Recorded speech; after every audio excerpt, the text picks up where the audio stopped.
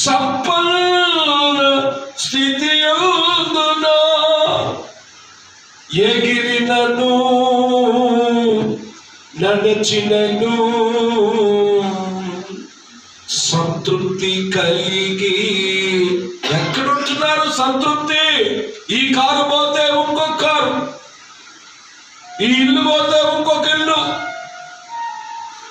అంతస్తుల మీద అంతస్తులు, ఆస్తుల మీద ఆస్తుల మీద ఉన్నారు. కానీ ప్రభు రాకడ మీద గురి కలిగిన క్రైస్తవ సంఘాలు నేటి దినాలలో చాలా కొదువైపోయింది, తక్కువైపోయింది.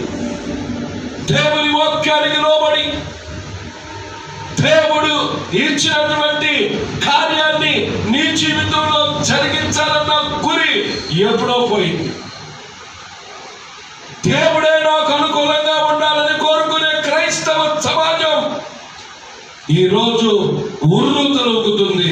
కానీ దేవుడు అంటున్నాడు, మనము దేవునికి అనుకూలమై ఉండాలి. ప్రసంగము మనకు అనుకూలముగా కాదు, దేవునికి అనుకూలముగా ఉండాలి.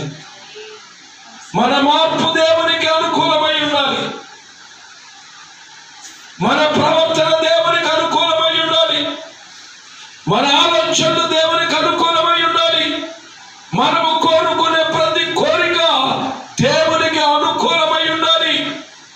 దేవునికి అనుకూలమైన కోరిక కోరలేకపోయినా లోతు జీవితము చేదైన అనుభవము.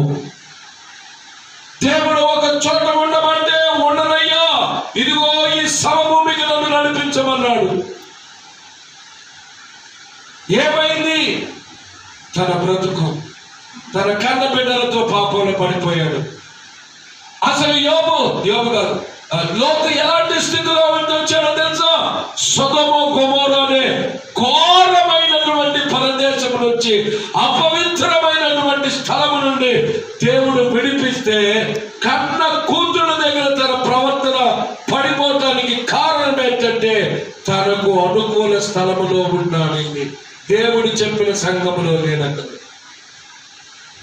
దేవుడు ఉండమన్న సంఘములో ఉండాల.